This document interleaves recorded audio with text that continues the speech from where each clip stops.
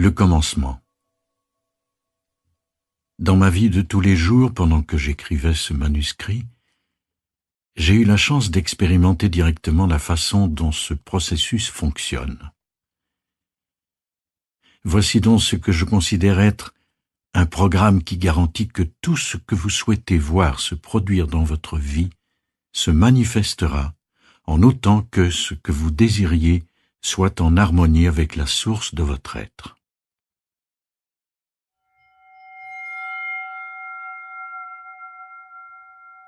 Première partie. Les aspects supérieurs de votre personnalité. Changez votre conception de vous-même. La santé, la richesse, la beauté et le génie ne sont pas créés. Ils se manifestent simplement par le truchement de l'esprit, c'est-à-dire par la conception que vous avez de vous-même. Et cette conception de vous-même comprend tout ce que vous reconnaissez et considérez être vrai. Neville. Une nouvelle réalité avec laquelle vous n'êtes probablement pas très familier s'offre à vous. Elle s'étend vers le haut et transcende le niveau ordinaire de la conscience auquel vous êtes habitué. Sur ce plan supérieur de l'existence auquel vous et tout être humain qui a déjà vécu pouvez accéder à volonté, la réalisation de vos souhaits n'est pas seulement probable, elle est garantie. Le chapitre qui suit se veut une préparation au monde qui vous attend, un monde où vous avez beaucoup plus à dire sur les événements qui déterminent votre vie que vous n'avez jamais pu l'imaginer. Ce sur quoi je mets l'accent tout au long de cet enregistrement, c'est que la manifestation est réelle et qu'elle se produit lorsque l'on accepte de changer le regard qu'on porte sur soi et sur tout ce qui est possible de réaliser durant cette parenthèse d'éternité que nous appelons la vie. Il existe un niveau de conscience où vous pouvez décider de vivre et qui permet, à la condition que vous cessiez de vous voir comme un être ordinaire, de réaliser tous les désirs que vous nourrissez pour vous-même. J'aimerais pouvoir vous dire quelques mots sur ces deux concepts que sont l'ordinaire et l'extraordinaire. L'ordinaire signifie que vous faites tout ce que votre culture et votre famille attendent de vous, conformément à ce pourquoi on vous a programmé. Cela implique que vous entriez dans le moule, bref, que vous fassiez tout ce que l'on attend d'un honnête citoyen. Ensuite, vous prenez votre retraite, vous jouez avec vos petits-enfants et ultimement vous mourrez. Je tiens à préciser qu'un tel scénario n'a absolument rien de mauvais. Il est même plus qu'acceptable. Mais s'il vous convenait parfaitement, seriez-vous en train d'écouter cet enregistrement? L'extraordinaire englobe à peu près tout ce qui est ordinaire du moment où nous vivons tous dans le même monde physique. Il y aura toujours des formulaires à remplir, des règles à respecter, des comptes à payer, des obligations familiales auxquelles vous devrez vous conformer. Mais le niveau de conscience extraordinaire correspond à votre âme, à cette énergie invisible et sans limite qui se cache derrière vos yeux et possède des intérêts bien différents de ceux de votre moi ordinaire. L'idéal de votre âme, ce vers quoi elle tend, c'est l'espace, l'expansion et l'immensité. Ce dont elle a besoin plus que de toute autre chose, c'est d'être libre de se déployer, de s'affranchir et d'embrasser l'infini. Pourquoi? Parce que votre âme est elle-même infinie. Elle ne connaît aucune restriction ou limitation, elle ne veut pas être enfermée. Et quand vous essayez de la contrôler au moyen de règles ou d'obligations, elle devient misérable. Votre moi invisible est extraordinaire, car il est un fragment de l'âme universelle qui, elle, est infinie.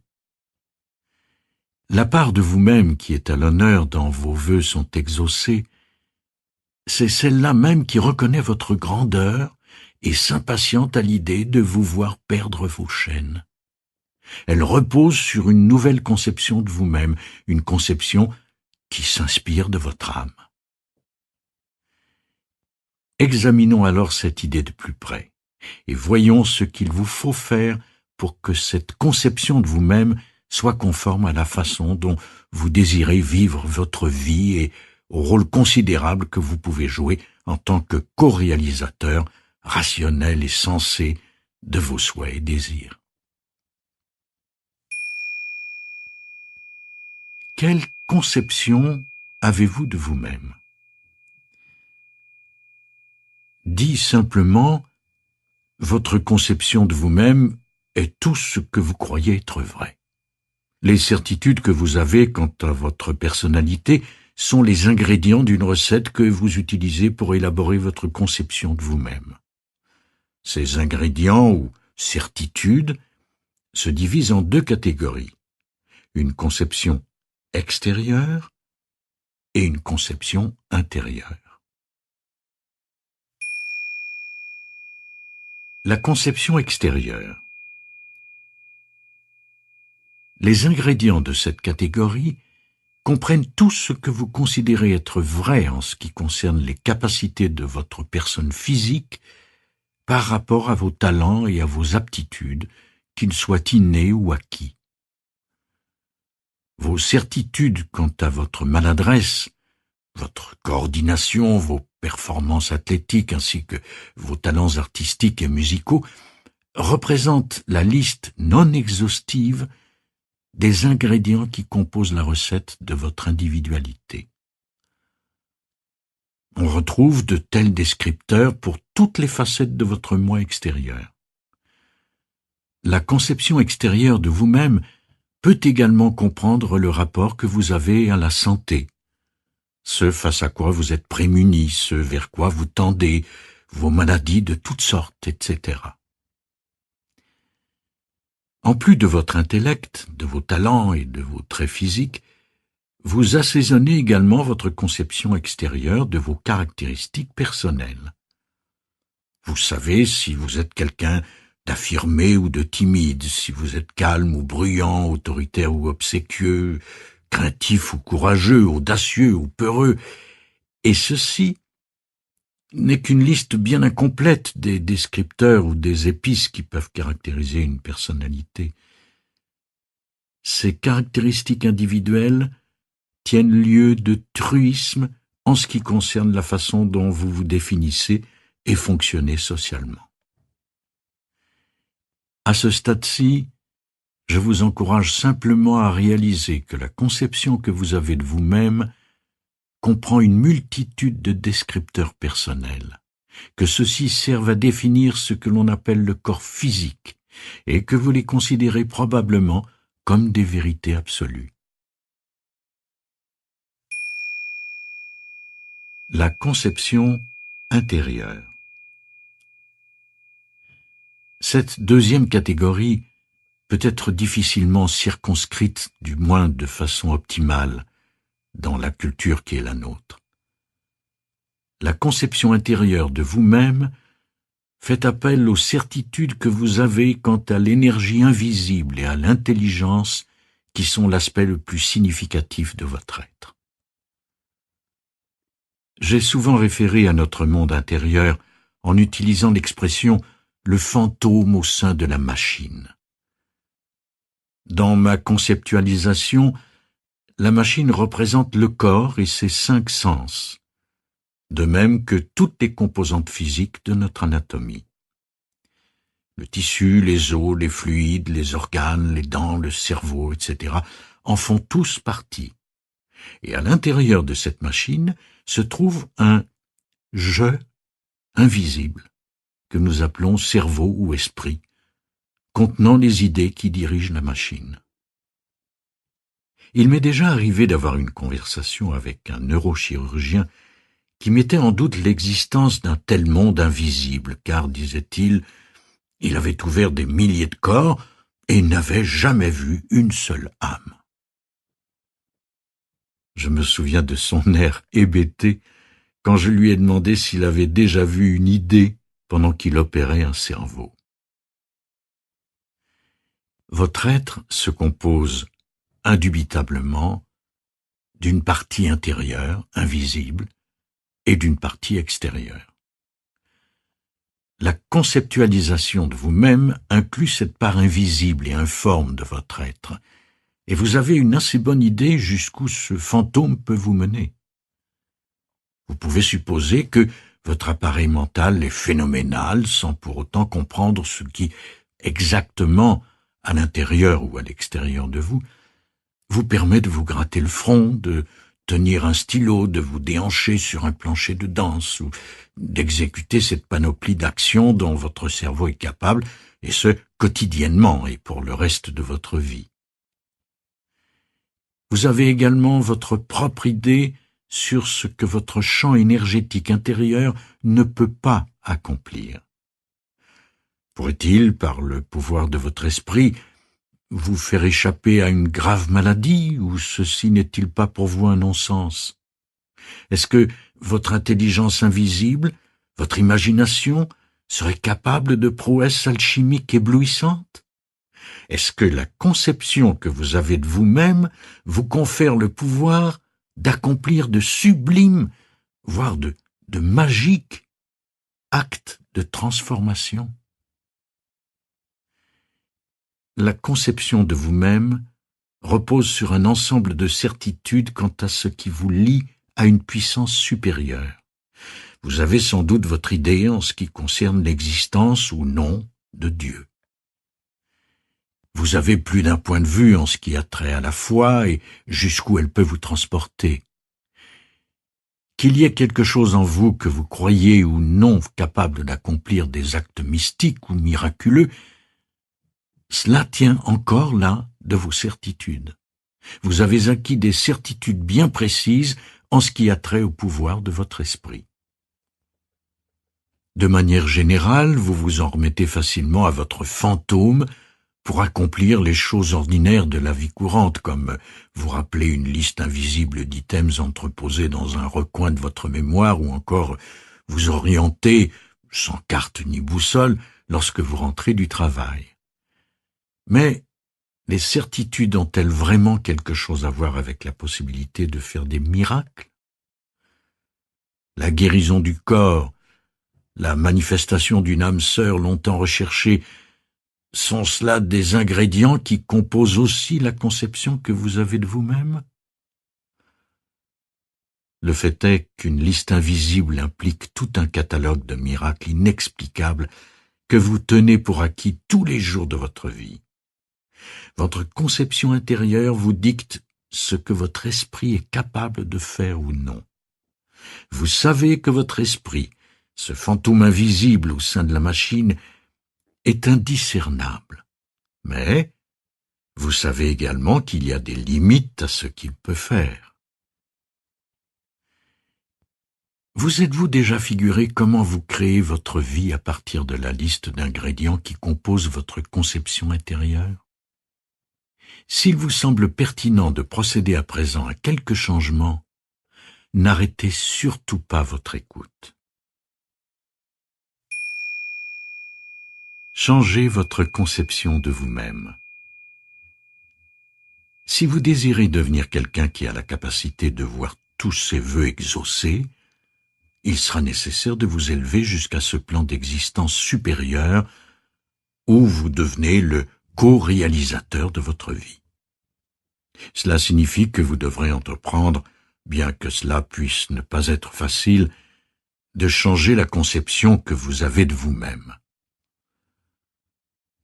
Rappelez-vous que votre conception de vous-même est tout ce que vous croyez être vrai quant à votre moi intérieur et extérieur.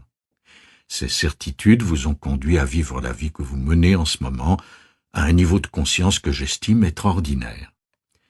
Afin de vous élever jusqu'au niveau extraordinaire dont parle le présent ouvrage, vous devez changer ce que vous considérez être vrai.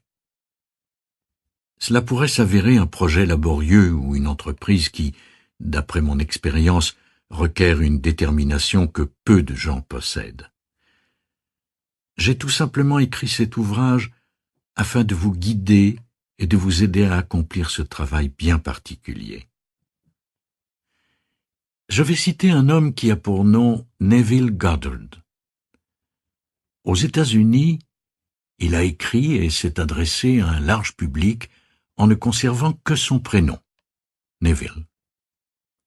De la fin des années 1930 jusqu'à sa mort en 1972, ses conférences sur les questions métaphysiques ont attiré des foules, et ses livres, 10 en tout, ont défini la logique pure des principes de la pensée créatrice.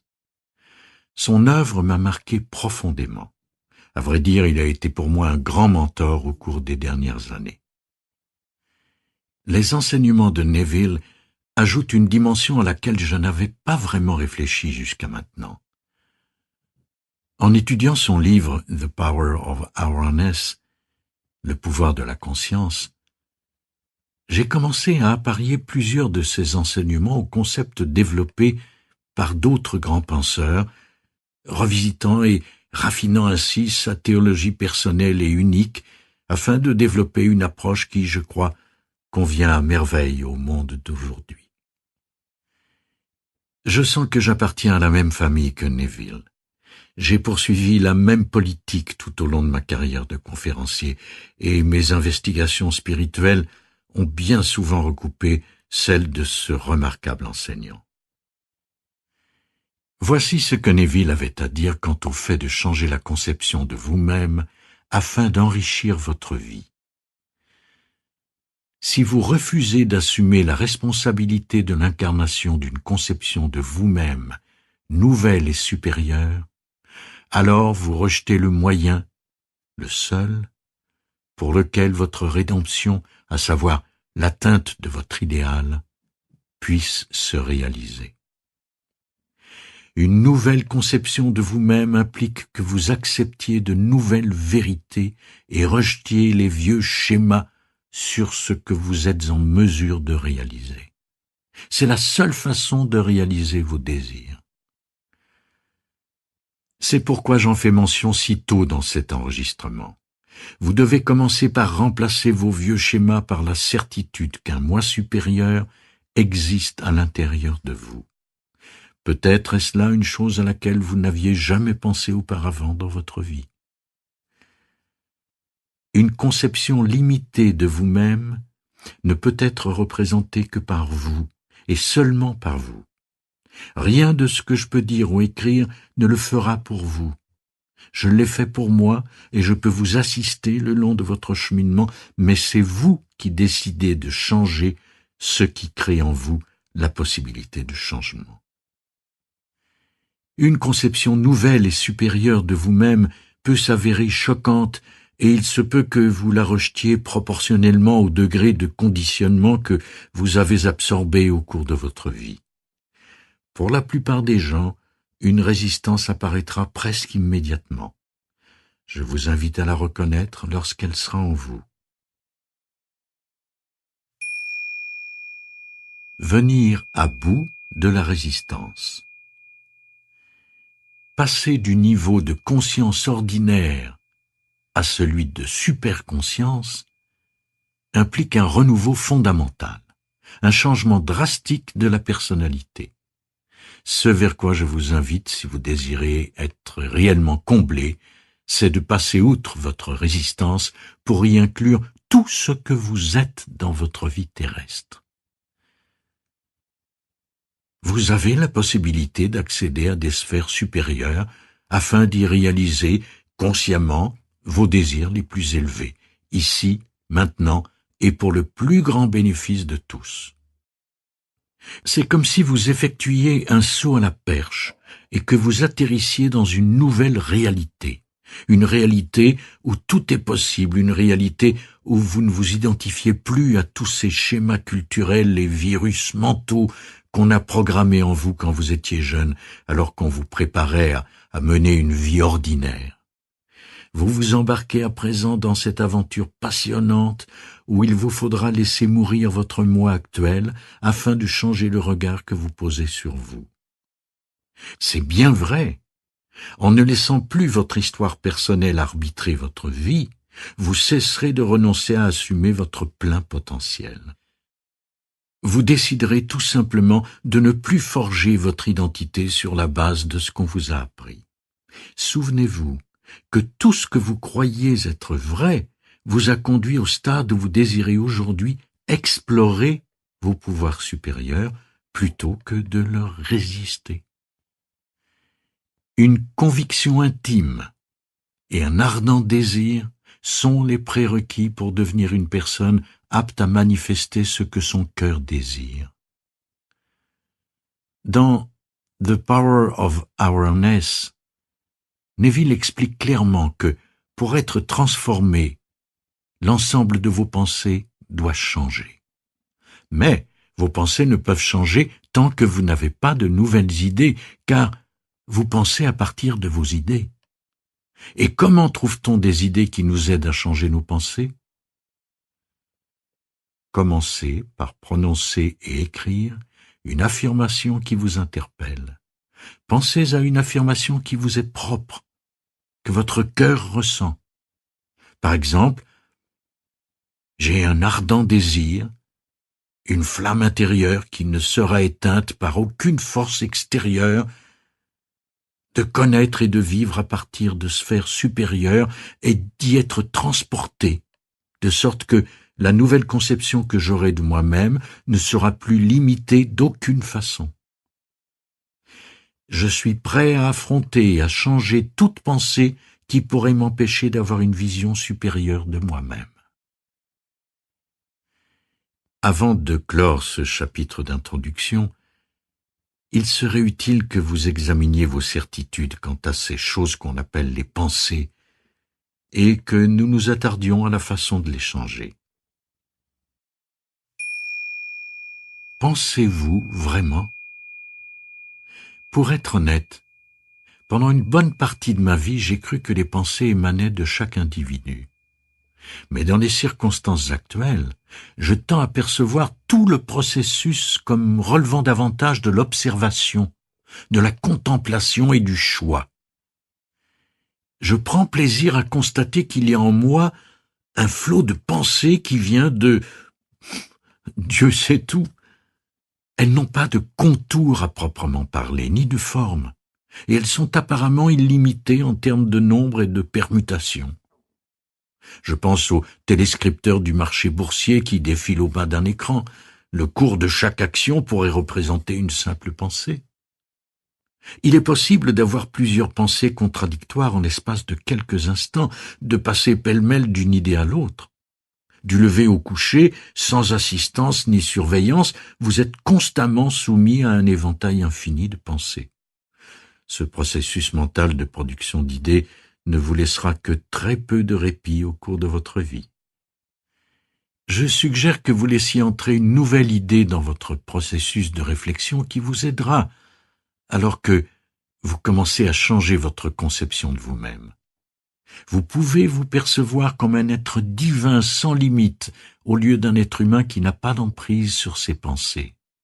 Percevez-vous comme un observateur qui contemple et sélectionne des pensées à partir d'un flot incessant d'images qui, sans arrêt, déferlent sur un écran intérieur.